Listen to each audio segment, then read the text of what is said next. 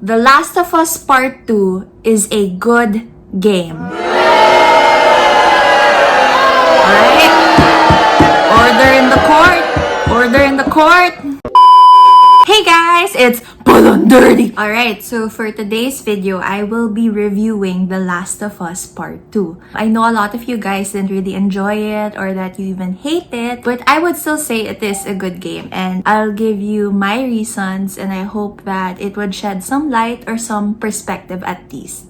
Okay, so let's go back to the first game, The Last of Us. In 2013, infection just started, Sarah died, and then 20 years later, Joel is bitter, miserable, and then he meets this badass kid, Ellie, who he starts to develop a father-daughter relationship with as they travel across America. And then you see that their relationship is something a lot of us players invested on it, or even like people who watch the gameplays. Like we've all invested in the Joel and Ellie relationship, and that's something that we were looking forward to in the second game. That's why a lot of people were really mad that Joel died early. I think Naughty Dog had to do that because the second game is a continuation of the first game, and how else would we continue their story if it's more focused now on Ellie? And they said that this game would be darker, so this was an opportunity to show Ellie's capabilities as the main character. This is a revenge story, and I don't know how else Naughty Dog could find a way to connect Last of Us Part 2 with the first game. It makes sense that it had to be Abby's dad, but we'll get to Abby eventually. So I think it was a good way to put it na he dies, Ellie becomes this dark, this angry person. She's so bitter because we see all these flashbacks and stories that their relationship was always estranged, especially because Joel lied to her in the first game and that there were others like her. So it's continuing that bitterness from the first game onto the second game, and that hugot that he had to die without getting any closure with Ellie makes us feel more invested in the story, and that's why everyone was heartbroken, everyone was really emotional about it. Look, I get that we want to see more of Joel, but then again, what would be the purpose of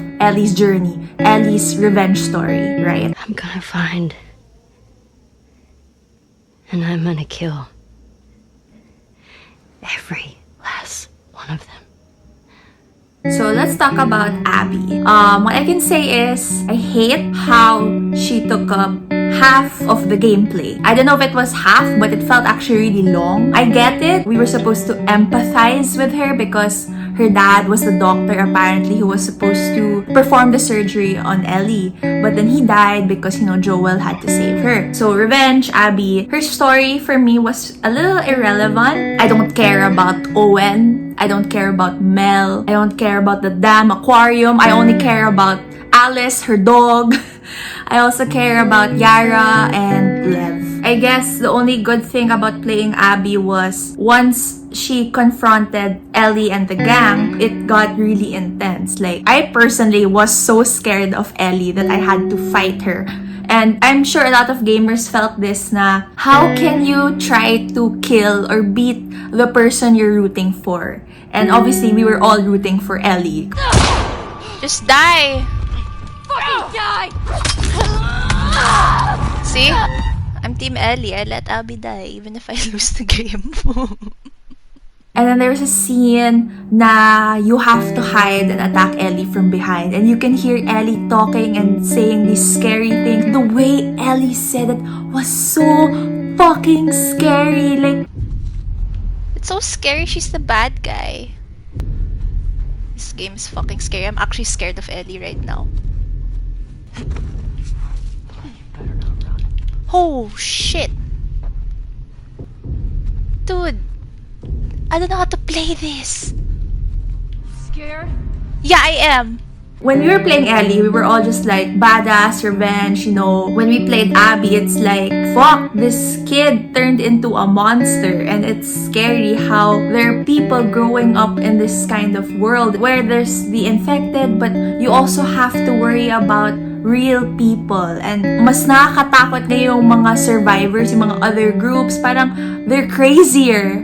Like, they're as bad as the infected. So that's what I liked about it, that playing Abby really emphasized Ellie's dark side.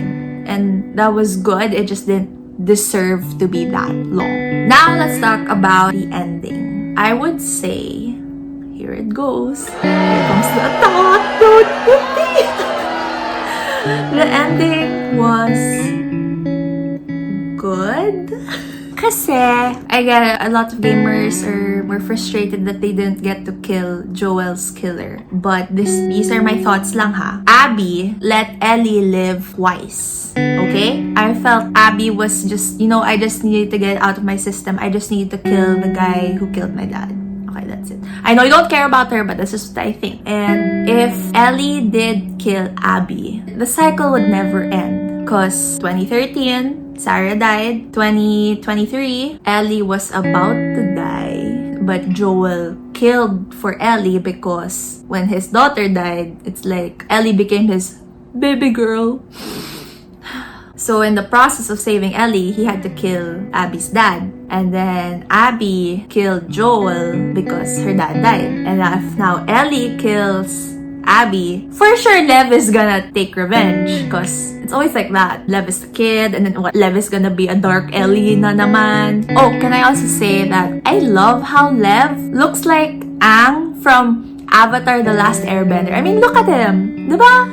So yun, just to talk about the flashbacks. Ellie has this PTSD going on and she keeps thinking about Joel's death and that she needs to kill Abby so that it's over. But if you think about it, this one's a little complicated to understand. For me, I feel like Ellie never really got the choice to kill Abby. In the first part where they encountered each other, Ellie was pinned down. Okay, so she didn't have the choice to kill Abby because, she already lost. Second, Abby won again. She was the one who begged Abby not to kill Dina. And then, now that it's a one-on-one fair fight, fist fight, well, Ellie had a shiv in the start. And it was really like, ah! But this time, it's a fair game. They're both weak, they're both tired, one-on-one, suntukan. So, when Joel saved Ellie in the first game, Ellie resented him and said, "It wasn't your choice to make for me. I could have died with a purpose." So here, I'm thinking, now that she's faced with the person who killed Joel, finally, this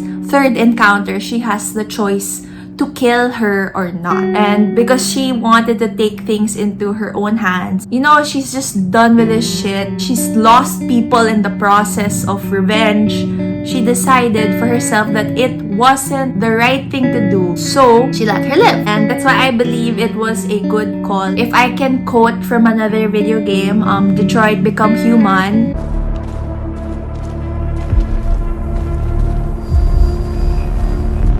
They killed our people, Marcus. We want justice, Marcus. They have to pay.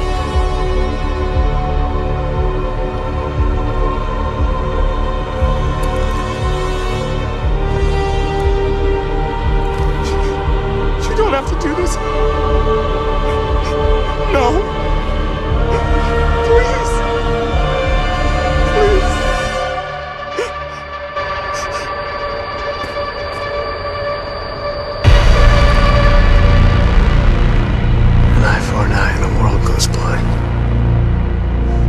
We won't punish a crime with another crime. I loved what he said, an eye for an eye and the world goes blind. And I was like, what the fuck? That was so good. Like, I got goosies. I think that was also like quoted from Gandhi. But like, of course me, as a gamer, I would remember Detroit Become Human more. So, yun, I guess that's why it was a good ending. And what I love the most about the ending was that last flashback. Throwback Thursday. The last flashback where it showed after the party where Seth basically called Ellie a dyke. The fuck did you just say? Ellie, don't. Get the hell out of here. Get your hands off me. And she wanted to defend herself, but Joel just entered the picture and said, "Hey, you can't talk like that." And then Ellie was like being a little bitch and saying like, You alright, kiddo? What is wrong with you? You can't speak for me, you can't talk for me on my behalf. I don't need your fucking help, Joel.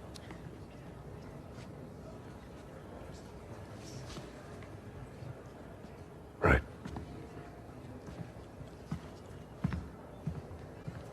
There again, Ellie hates the fact that everyone decides for her. So yun. Okay, anyway, I liked how she went to his place and said, I don't think I can ever forgive you for that.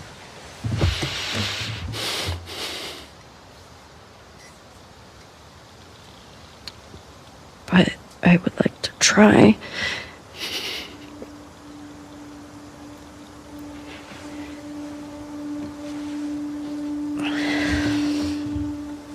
I'd like that.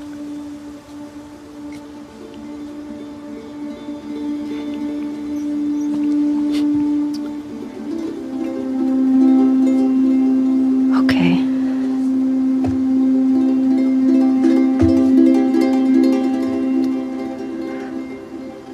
I'll see you around. Yep.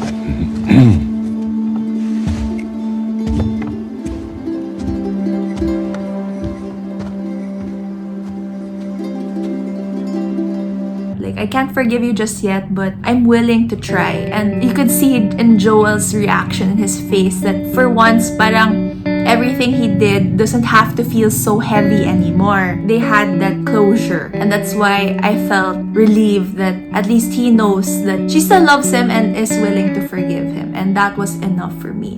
So that's why I love the play on the flashbacks. I mean, it was great because Joel died in the start of the game and Naughty Dog made up for it. So yeah, I would say it was a good game. Let me know your thoughts. If you agree or disagree with me, and I'm scared this is gonna have a lot of disagreement, but you know what? We're allowed to voice our opinion on video games. That's why I'm here. So thank you guys for watching. I hope you enjoyed. Bye!